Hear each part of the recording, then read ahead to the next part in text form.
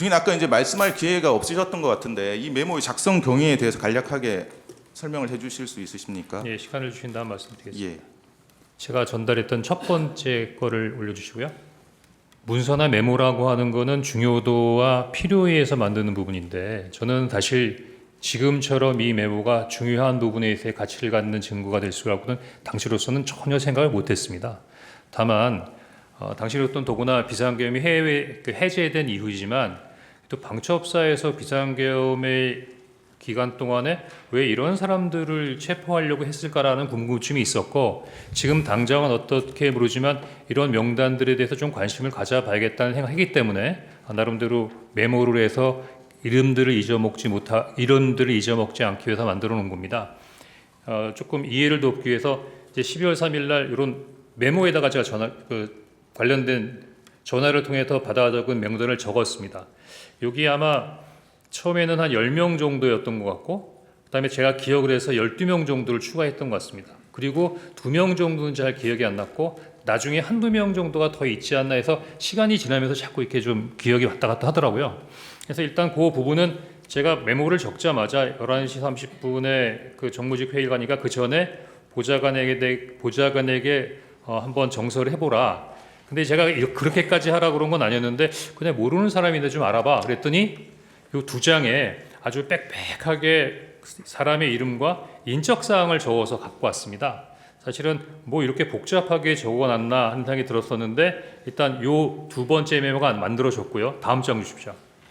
아까 말씀드린 12월 4일 날 오후 4시에 지금 기억이 나는 게 야, 너 머리 똑똑한데 한번 적어봐. 뭐 이렇게 얘기를 했던 것 같은데 한번 복기를 시켜봤습니다. 지금 생각해 보면은 우리 변호인께서 왜 그런 일을 했냐라고 하시는 부분도 이해가 되는데 보좌관하고는 어떤 뭐 이런 부분에 있어서 몇 번에 있어 일이 있었기 때문에 거의 뭐 새로운 일은 아니었고요. 그래서 저 하얀 거는 오른쪽에 있는 거를 좀 약간 지운 건데 이 파란색으로 돼 있는 것만을 그 당시 보좌관이 적어온 겁니다. 그래서 12월 4일 날 4시에 요거를 작성해서 저한테 준 다음에 제가 이걸 보고 두 번째 메모 저거 빽빽하게 있는 걸 갖고 있느니 이게 시원시원하게 잘 써져 있네 라는 생각이 들어서 굳이 빽빽하게 적혀 있는 두 장의 메모는 더 이상 가지고 있을 이유가 없다고 생각해서 두 번째 메모도 이제 폐기하게 되고요. 그 세 번째 메모를 보고 야, 그 권순위는 두 번 썼네. 아니 조국이 빠졌다. 딴지일보 김호준. 근데 이제 이 친구가 이제 딴지일보나 이렇게 직책을 쓰게 된 것은 자기가 이제 복귀를 하다 보니까 김호준이라는 이름은 기억이 안 나는데 딴지일보가 생각이 나서 그렇게 썼다는 겁니다. 그래서 사실 좀 굉장히 불확실하게 써져 있는 파란색 글자인데 제가 거기다 나름대로 이렇게 정리를 한 겁니다. 그리고 별표 2개에 쓴 내용은 처음부터 정서하거나 받아 적지 않고 그냥 들어서 기억하고 있던 내용을 요 메모를 이제 그냥 갖고 있어야겠다는 생각 갖고 있다가 그냥 거기다가 쓴 거고요. 그 다음에 여기다 그 오른쪽 끝에 있는 메모는 제가 12월 11일 날 검찰에서 조사를 받으면서 검사가 요 관련된 사항에 대해서 한번 설명해 봐라 라고 했을 때 16명 아니고요. 지금 여기 뭐 14명이라고 그랬는데 12명밖에 없지 않느냐 그렇게 얘기하길래 제가 처음에는 기억이 안 났지만 물리면 선관위 관계자, 선관위 명단 이렇게 쭉 하다 보니까 생각이 나서 조혜주하고 양정청이라는 명을 2개를 추가했고 요 밑에 생각 안 나던 이름 2개를 제가 썼던 건데 그때는 특별한 의미 없이 했던 행위들이 이렇게까지 설명드려야 되는 사항이 됐던 것 같습니다. 이상입니다. 예. 그 12월 4일 그 이제 가필하신 부분 이제 파란색 부분은 보좌관의 글씨고요. 네. 그 아래쪽에 이제 축차 검거, 뭐 위치 추적, 감금 조사 이런 부분은 증인이 12월 4일 날 오후에 보좌관이 그 기억나는 대로 쓰신 이후에 12월 4일에 그렇습니다. 가필하신 건가요? 예. 그 증인은 이 심판정에서뿐만 아니라 여러 수사기관에서 이 메모가 보좌관에게 명단을 다시 쓰게 해서 작성한 것이라고 일관되게 진술을 하셨죠. 그렇습니다. 예. 여인영 사령관은 검찰 조사에서 체포자 명단이 언론에 보도된 14명이 맞을 것 같다라고 진술을 하셨고요. 그 다음에 증인이 뭐 도와줄 것 없냐고 해서 체포자 명단을 불러주고 위치 확인을 도와달라고 했다라고 진술을 하셨습니다. 그리고 홍장원에게 요청한 위치 추적 대상자가 조지호 경찰청장에게 요청한 위치 추적 대상자와 동일한 것 같다라고 진술을 하셨습니다. 그래서 여인영 사령관의 진술은 이제 증인의 증언, 여인영으로부터 체포 대상자에 대한 위치 추적을 요청받았다라는 내용과 증인이 작성한 메모의 내용과 일치하는 것으로 보이죠. 그런 것 같습니다. 이게 여인영 사령관 휴대전화 포렌식 결과인데요. 그 2024년 10월 27일 이런 메모가 있습니다. 포고령 위반, 최우선 검거 및 압수수색, 휴대폰 사무실 자택 주소 확인, 행정망, 경찰망, 건강보험 등이라는 메모가 발견됐고요. 그리고 2024년 11월 9일에 이미 계엄 당일에 체포 명단과 거의 동일한 이재명, 조국, 한동훈, 정청래, 김민석, 우원식, 이하경, 박찬대, 김민웅, 양경수, 최재형, 김어준, 양정철, 조혜주 등 14명의 명단이 이미 작성되어 있었던 메모가 발견되었습니다. 지금 이런 사실은 모르셨죠? 제가 들었던 이야기 이외에 다른 부분에 대해서는 일체의 정보가 없었습니다. 예, 14항입니다.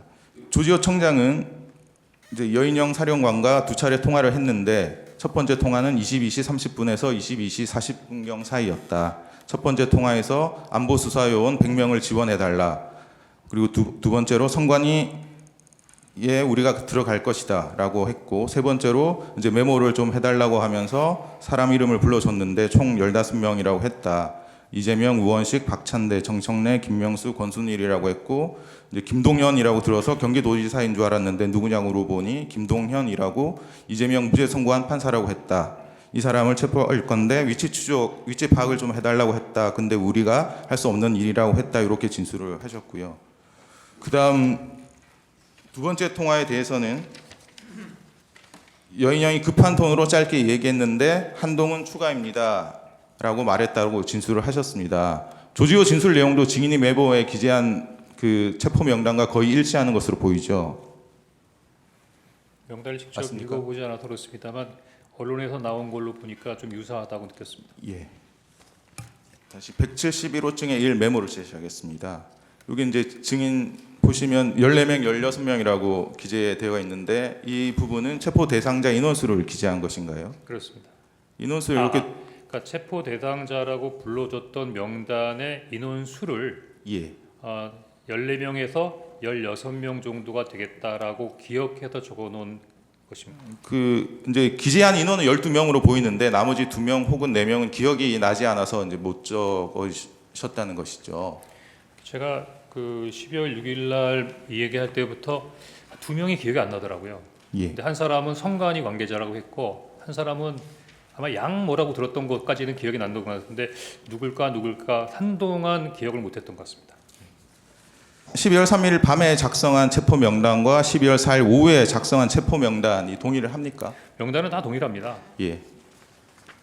그 19항입니다. 그 조선일보 등 일부 언론 보도를 보면 증인이 국정원장 공간 앞 공터에서 메모를 작성을 했다면 피청구인과의 22시 53분경 이제 통화 이전에 메모를 작성했을 가능성이 있다. 이런 주장이 있습니다. 그 증인이 피청구인과 22시 53분경 통화 직전인 22시 46분경 여인형과의 통화를 한 것이 유일한데 이때 여인형으로부터 체포 명단을 들었습니까? 아닙니다. 예, 가항은 답이나 생략하고요. 증인은 여인형과의 22시 46분경 통화 이후에 국정원장에게 연락을 했는데 연락이 되지 않아서 산하 부서장들에게 비상 소집을 지시하고 국정원장을 만나러 사무실에서 국정원장 공간으로 갔던 것이 맞나요? 맞습니다. 예. 국정원 사무실에서 국정원장 공간까지는 자동차로 약 3분 거리라고 하는데 맞습니까? 네. 증인 혼자서 자동차를 운전해서 갔었나요? 아닙니다. 그때 수행원하고 운전원이 별도로 있었습니다. 증인은 22시 53분경 그 국정원장 공간 대기실에서 피청구인의 전화를 받았습니까? 그렇습니다. 그 당시에 국정원장의 공간 비서실 직원이 증인이 전화하는 모습을 볼 수 있었다고 하던데 맞습니까? 그렇습니다. 그 증인은 그러면 53분경에 전화를 했으니까 54분경 또는 55분경에 피청구인과의 통화를 마치고 공간 밖으로 나왔죠. 네. 증인이 이제 지난 증인 신문 때는 22시 58분경과 23시 06분경 여인형과 두 차례 통화를 했는데 이제 두 통화의 시간 차이가 8분밖에 되지 않고 그래서 통화 장소와 통화 내용을 정확하게 구별하지 않고 이제 축약해서 통화 내용을 섞어서 진술한 것으로 보이는데 맞습니까? 예, 방금 설명드린 대로 그렇게 진술을 했습니다. 네. 그러면 증인이 기억하는 22시 58분경과 23시 06분경의 통화 내용을 구별하면 어떻게 다릅니까?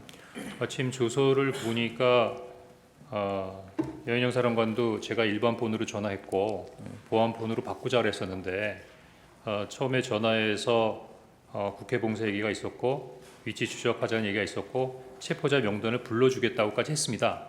근데 체포 명단을 그때 받아 적으려고 준비를 다 하고 있는데 가만히 생각해 보니까 일반 폰으로 서로 통화하고 있는 거예요. 그래서 이거 약간 좀 예민한 것 같으니까 보안 폰으로 바꾸자라고 했죠.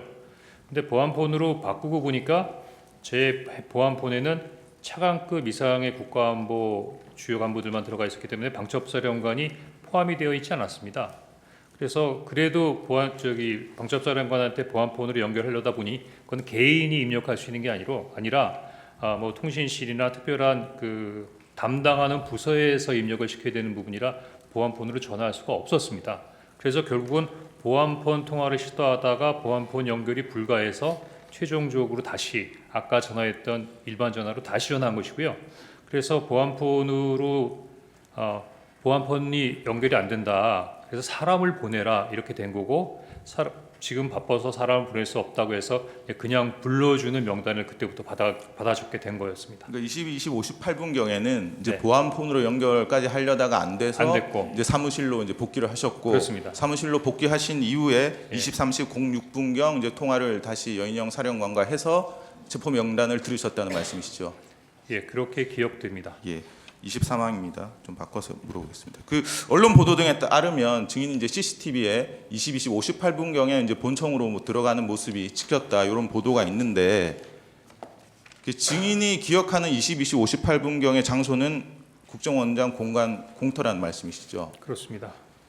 보통 CCTV에 표시되는 시각은 보통 실제 시각과 맞지 않고 적게는 수십 초에서 많게는 수십 분까지 오차가 있을 수 있어서 반드시 시간 보정을 해야 되는데 증인이 이런 사실을 알고 있습니까? 네, 알고 있습니다.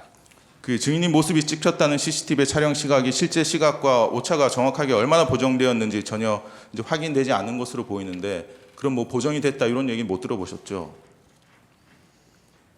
그런 얘기는 못 들어봤습니다. 예.